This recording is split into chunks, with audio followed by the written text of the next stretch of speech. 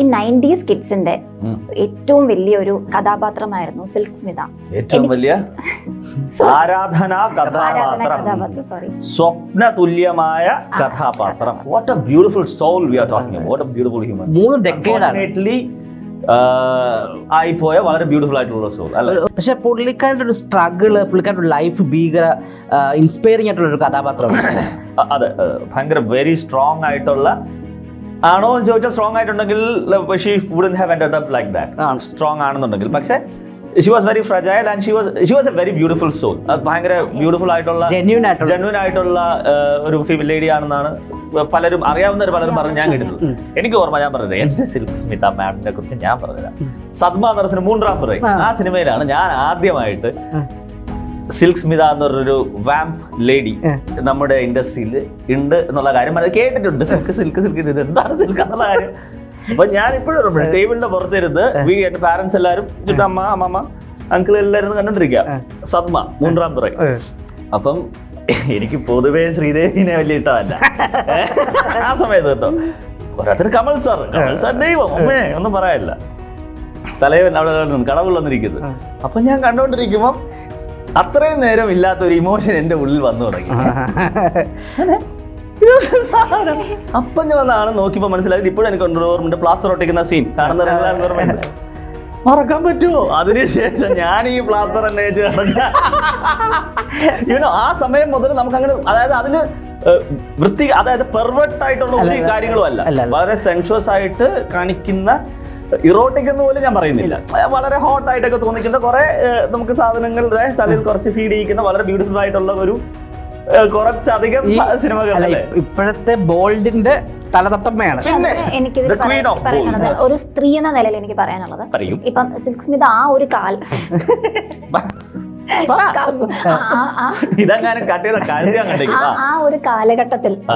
കാലഘട്ടത്തിലും ഇത്രയ്ക്ക് അതായിട്ട് അവരുടെ ബോഡി അവർ മെയിൻറ്റെയിൻ ചെയ്തിരുന്നു.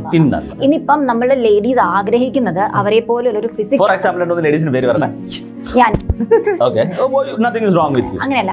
സിൽക്ക് സ്മിത എന്ന് പറയുന്നത് she was so good structure vice ആണെങ്കിലും ഷീ വാസ് ദ എപ്പിക് നമ്മുടെ എന്ന് പറഞ്ഞാൽ ഇതാണ് the brand of hotness is silk Smitha അല്ലേ. അങ്ങനെ കൊണ്ട് മാത്രം ഓടിയ സിനിമകൾ ഉണ്ടായിരുന്ന ഒരു ചരിത്രം ഈ പറയപ്പെടുന്ന കാലഘട്ടത്തിൽ ആ സമയത്ത് ഈ പറയുന്ന രജനീകാന്ത്, ഭാഗ്യരാജ്, കമൽഹാസൻ ഇവരൊക്കെ അപ്കമിങ് ആയിക്കൊണ്ടിരിക്കുന്നതാണ്.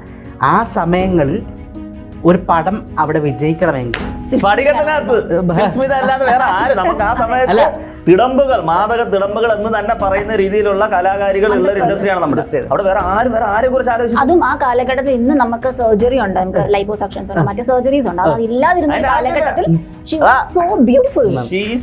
അല്ല അപ്പം ഈ പറയുന്ന ഈ ഇത്രയും പേരെ ലെജൻസ് ഉണ്ടായിക്കൊണ്ടിരിക്കുന്ന സമയത്തും അവരുടെ പടങ്ങൾ വിജയിക്കാൻ 2 ഫാക്ടേഴ്സ് ആണ് അന്ന് പറഞ്ഞുകൊണ്ടിരുന്നത്. ഒന്ന് ഡയറക്ടർ, ആക്ടർ, സ്റ്റോറി, അങ്ങനെ സെറ്റപ്പ്. 2 സിൽക്ക് സ്മിതയുടെ ഐറ്റം സോങ് ഉണ്ടാവും. ഇവരെ ആക്ച്വലി ബോണപ്പിൻ എല്ലൂരുമാണ്, അത് ആന്ധ്രാപ്രദേശിൽ. പക്ഷെ ഇവർക്ക് തമിഴ് റൂട്ട്സ് ആണ് ഇവർക്കുള്ളത്. അപ്പം അതിൻ്റെ ഇവരൊരു മോശം ചൈൽഡ്ഹുഡ് ആയിരുന്നു, ഡിസ്റ്റർബ് ചൈൽഡ്ഹുഡ് ആയിരുന്നു. കാരണം അച്ഛൻ ഇവർക്ക് കുഞ്ഞു വയസ്സാകുമ്പോൾ തന്നെ അച്ഛൻ ഇട്ടിട്ട് പോവാണ്. ദെൻ ഈ അമ്മയും 4-ാം ക്ലാസ്സിൽ പഠനം നിർത്തിയിട്ട് സിൽക്ക് സ്മിതയും കൂലി വിലയ്ക്ക് പോവാണ് ബ്രദറിനെ പഠിപ്പിക്കാൻ വേണ്ടി. പക്ഷേ ഈ പറയുന്ന ഒരു ചെറിയ വയസ്സ് തന്നെ ഈ കുട്ടി വിജയലക്ഷ്മി ശരിക്കുള്ള പേര്, വിജയലക്ഷ്മിനെ കല്യാണം കഴിപ്പിക്കുന്നു. ഒരു നല്ല വയസ്സിന് മൂത്ത ഒരാളുമായിട്ട് കല്യാണം കഴിപ്പിക്കുന്നു. അവിടെ ഒരു ബാഡ് അപ്പം ഭയങ്കര വയലൻസ് അല്ലെങ്കിൽ അബ്യൂസിന് ശേഷം പുള്ളിക്കാരി വീട് വിട്ടിട്ട് തിരിച്ച് ചെന്നൈയിലേക്ക് ചെന്നൈയിൽ വന്ന് ചെന്നൈ റിലേറ്റീവിന്റെ കൂടെ നിൽക്കുകയാണ്. ആ ചെന്നൈ ഫസ്റ്റ് സ്റ്റാർട്ട് ചെയ്യുന്നത് മേക്കപ്പ് ആർട്ടിസ്റ്റ് ആയിട്ടാണ്. കാരണം അന്ന് കുഞ്ഞുനാളിലെ മുതലേ മേക്കപ്പ് ഇടാൻ ഇഷ്ടപ്പെടുന്ന ഒരു കുട്ടിയാണ് വിജയലക്ഷ്മി. ദെൻ അവിടെ നിന്ന് മേക്കപ്പ് ഈ പറയുന്ന മേക്കപ്പ് ഇടാൻ, സ്വന്തമായിട്ട് മേക്കപ്പ് ഇടാൻ താല്പര്യമുള്ള ആ കുട്ടി ദെൻ ഈ പറയുന്ന ചെറിയ ചെറിയ ആക്ടേഴ്സിന്, സൈഡ് ആക്ടേഴ്സിനൊക്കെ മേക്കപ്പ് ചെയ്യാൻ ടച്ചപ്പ് ചെയ്ത് കയറുന്നു. അവിടെ നിന്ന് ഒരു ബാക്ക് ഡ്രോപ്പ് ആൾക്കാരുണ്ടല്ലോ, അതായത് ഭയങ്കര സുന്ദരിയായിട്ടുള്ള നായികയുടെ പിറകിൽ നിൽക്കുന്ന, അധികം സൗന്ദര്യമില്ലാത്ത ഡൾ മേക്കപ്പിൽ നിൽക്കുന്ന ആൾക്കാരിൽ ഒരാളായി നിന്ന് വന്ന് അവിടെ നിന്നാണ് വിനു ചക്രവർത്തി എന്ന് പറഞ്ഞ ആക്ടർ കാണുകയാണ്. പുള്ളിക്കാരി പറഞ്ഞത് ഇവളുടെ കണ്ണിന് ഒരു ശക്തിയുണ്ട്. ഈ കണ്ണ് ഈ Very മനുഷ്യരെ, ഈ ആണുങ്ങളെ കെട്ടിയിടാൻ തക്ക ശക്തിയുള്ള ഒരു കണ്ണാണ്. അപ്പൊ അതിന്റെ ഒരു ടേമിലാണ് ഇവർക്ക് വെരി ട്രാങ്ക്വലൈസിങ് ആയി. അങ്ങനെയാണ് ഇവർക്ക് സിനിമയിലേക്ക് വരുന്നത്. ശേഷം അവർ ഒരു മരിക്കുന്നതിന് മുമ്പ് വരെ ഏകദേശം 450 പടങ്ങൾ അവരെ. അപ്പോൾ ഈ പറയുന്ന നമ്മൾ ഈ ഇപ്പോഴത്തെ മിയ ഖലീഫ അല്ലെങ്കിൽ സണ്ണി ലിയോൺ ഫാൻസുകാർ പറയത്തക്ക ഈ പറയുന്ന ഒരു ആക്ട്രസ് അല്ലെങ്കിൽ പോലും, പക്ഷെ അന്ന് ആ കാലഘട്ടത്തിലുള്ളവർ സിൽക്ക് സ്മിതയെ അത്രയ്ക്ക് അംഗീകരിച്ചിരുന്നില്ല. പക്ഷേ അന്ന് അവർ ഇട്ടിരുന്ന എല്ലാ ഡ്രസ്സും ഇന്ന് നമ്മൾ നോർമലി ഇടുന്ന പോലുള്ള സംഭവങ്ങൾ മാത്രമേ ഉള്ളൂ. അല്ലേ, ഭയങ്കര വളരായിട്ട് ഒന്നും തന്നെ അവർ ചെയ്തിട്ടില്ല. പക്ഷെ അവര് ഇപ്പൊ നീ പറഞ്ഞതുപോലെ തന്നെ അവർ ആ ഒരു നെഗറ്റീവ് ആയിട്ടുള്ള ഇത് ഒരുപാട് അവർ അനുഭവിച്ചിട്ടുണ്ട്. ആ ഒരു നെഗറ്റീവ് ആയിട്ടുള്ള ട്രോൾസ് അവർ അനുഭവിച്ചിരുന്നു. ചോദിച്ചോട്ടെ, താനും ഈ മീഡിയയിൽ വളരെ പോപ്പുലർ ആയിട്ടുള്ള മോഡൽ ആ ഒരു ഇൻഫ്ലുവൻസർക്കാരായിട്ടുള്ള നിൽക്കുന്നതാണ്. താങ്കളും ഒരുപാട് ഇതുപോലുള്ള പ്രശ്നങ്ങൾ ചിലപ്പോൾ ഫേസ് ചെയ്യുന്നുണ്ടായിരിക്കും. അതിന്റെ ഒരു എക്സ്പീരിയൻസ് വെച്ചിട്ടാണ് ആ കാലത്ത് പുള്ളിക്കാരത്തി എന്തൊക്കെ ആയിരിക്കും, what she have gone through എന്ന് നിങ്ങൾ പറഞ്ഞ് മനസ്സിലാക്കുന്നത്. You can imagine because you are a woman.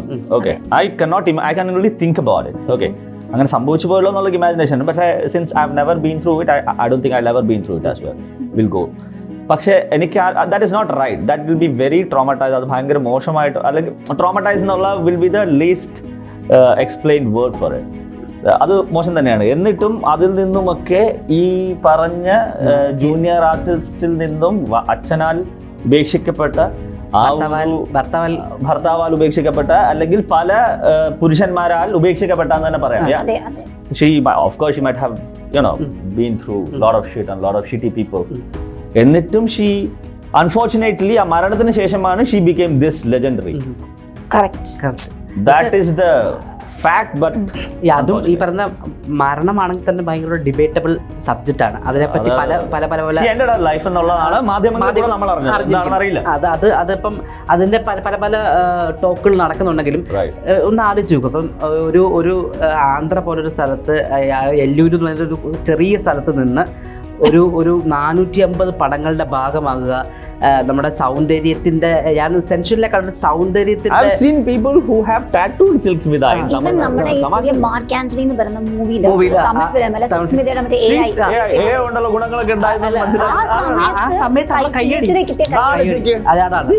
അതിനകത്ത് ഒരു സെൻഷ്വാലിറ്റി ഇല്ല, ഒരു സംഭവമില്ല. ജസ്റ്റ് ആ ലുക്ക് മാത്രമേ ഉള്ളൂ. ആ ലുക്കിൽ വിത്ത് നമ്മുടെ SJ സൂര്യയുടെ ഒരു വിളിയുണ്ട്, സിൽക്ക എന്ന് പറഞ്ഞ ഒരു വീഡിയോ. ആ ഒറ്റ വിളിയിൽ കയ്യടി കൂടിയതാണ്. അപ്പം ആലോചിക്കുക, നമ്മൾ ഈ പറയുന്ന ഇൻസ്പിറേഷൻ ആയിട്ട് അതിനെ കണ്ട ഏറ്റവും വലിയ ഗൂസ്ബംബ് കിട്ടി. ഞാൻ കണ്ടപ്പോൾ എനിക്ക് ഭയങ്കരമായിട്ട് ഗൂസ്ബംബ് കിട്ടുന്ന ഒരു മൊമെന്റ് എന്ന് പറയുന്നത്, അതായത് ഇന്ത്യൻ പ്രസിഡന്റ് ചോദിക്കുന്നുണ്ട് ഹൂ ഈസ് ദിസ് സിൽക്ക് എന്ന്. അപ്പോൾ ഒരു ആക്ടർ ഒരു ജെമിനി ഗണേശനെ പറ്റിയോ അല്ലെങ്കിൽ ഒരു രജനീകാന്തിനെ പറ്റിയോ ഒരു ശോഭനെ പറ്റിയോ അല്ല ഇന്ത്യൻ പ്രസിഡന്റ് ചോദിച്ചത്. ഇന്ത്യൻ പ്രസിഡന്റ് ചോദിച്ചിട്ട് ആരാണ് സിൽക്ക് സ്മിത എന്ന് പറഞ്ഞത്. കാരണം അത്രയും ന്യൂസ് വാല്യൂ പുള്ളിക്കാരി പോസിറ്റീവ്ലി ക്രിയേറ്റ് ചെയ്തിട്ടുണ്ട്. എല്ലാവർക്കും സിൽക്ക് സ്മിതയുടെ കൂടെ ഫോട്ടോ എടുക്കണം, പക്ഷെ ആർക്കും don't want be friends with. കുറ്റം പറയണം, അതല്ലേ അതിനാണ് കഴപ്പ്.